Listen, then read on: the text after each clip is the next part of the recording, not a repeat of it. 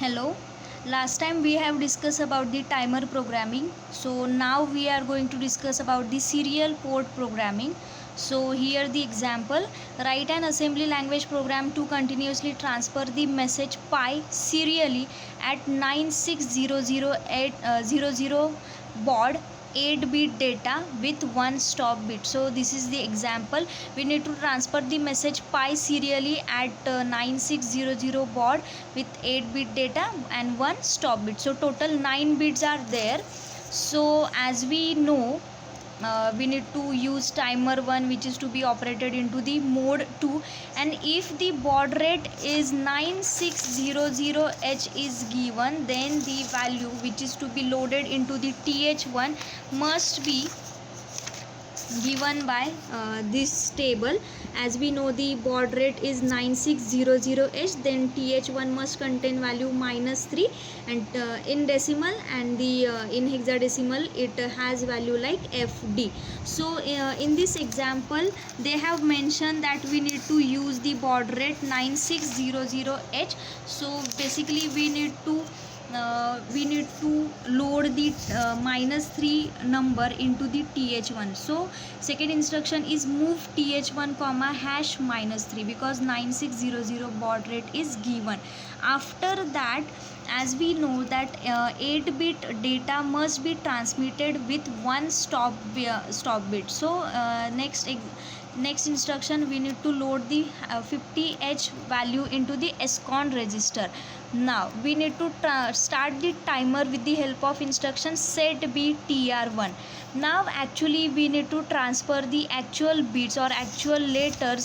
So in the example they have mentioned that we need to transfer the pi serially. So first of all we need to transfer p with into the accumulator. So first instruction is move a comma hash p. Okay, after that we need to call that subroutine which has label trans. So that label is actually mentioned in the second segment. Trans is nothing but it contains the s buffer which load the s buff. So basically whatever the a must be whatever the value a is containing, that is loaded into the s buff register. So trans is nothing but the move s buff comma a. Now after that, after sending the p bit, we need to transmit the a letter. So next instruction is move a comma hash a. Again after that we need to transfer that bit or transfer that letter into the s buff. So we need to call the trans subroutine again. Next instruction is move a comma hash I. Here we are transmitting the or transferring the letter I. After that we need to load that s buff with the I letter. So we need to call the trans. After that this process must be repeated. So we need to use a label with the instruction s jump again. Okay, so this process will be continued, and we have two subroutine. In that we know that trans is containing the trans is basically used to load the s buff. Whatever value accumulator is containing, that must be loaded into the s buff. Next we have another label, that is check. So what is the check label? So as we know, we need to transfer the bit till the last bit is to be transmitted. So we have instruction jnbti comma check, whether that bit is the last bit or not. So after that, to transmit the next upcoming byte, we need to clear the previous bit with the help of instruction clrti, and just last instruction we need to return that value. So we have mentioned the ret instruction. So basically in this example they have given the baud rate. By using that table we need to find the value. If baud rate is 9600 is given, then we need to load -3 data into the th1 register. After that they have mentioned that 8-bit data with one stop bit is to be transmitted into the SCON register. So we need to transmit into the so we need to transmit 50H data into the SCON register, and after that bit by bit or letter by letter we will load accumulator by by each letter, and after loading the accumulator, later on that value will be transmitted into the or loaded into the SBUF register. Okay, so this is the first example for serial data communication. Now this is the second example. In this write an ALP to receive bytes of data serially and put them in port 1. Set the baud rate at 4800 with 8-bit data and 1 stop bit. So in our first example we need to transmit the data, okay, and in this example we need to receive the data serially. So basically this is the difference between both the example. So first instruction we are using the timer 1, which is operated into the mode 2. So as usual, first instruction is move t mod comma hash 20h. Next, the baud rate is given, which is 4800H. So the value which is to be loaded into the TH1 register in hexadecimal, which is for 4800H baud rate, the TH1 value in hexadecimal which is to be loaded into the TH1 is nothing but the FA.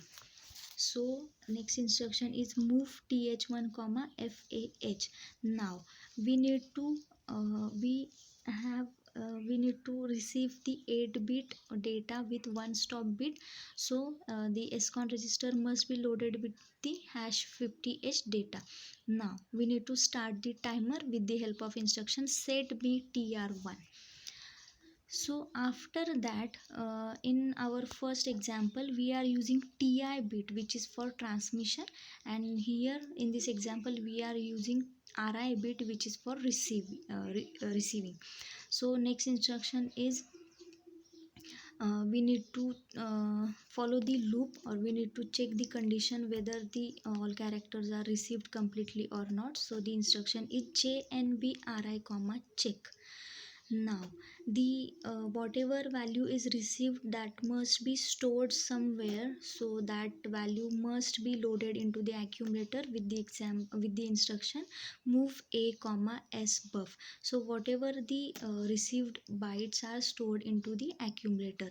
Next one, we need to put the received bytes into the port P1. So the value is in accumulator, so we are not interested in accumulator, we need to put the value into the port P1. So we have instruction move P1 comma A. So after that we need to check whether all bytes are received or the register is ready to receive the next byte. So we need to use instruction CLRRI, and after that we need to receive the next character by using instruction sjump check. So check is nothing but the label, so the loop will be continued.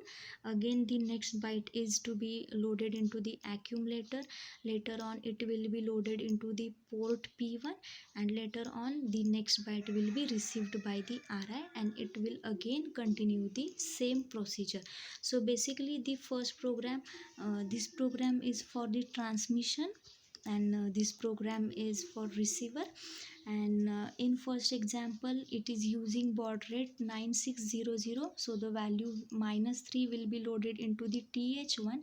In this example it is using baud rate 4800. So in this example the FAH value, which is in hexadecimal number system, will be loaded into the TH1 register. So till now we have completed the timer program and serial port programs also. Solve the multiple examples relevant to this. Refer these two examples and the previous two examples for the timer programmers also, and solve more examples. So till now we have completed our 5th unit. Okay, refer the notes, PPTs, videos, and if you have any doubt then ask me.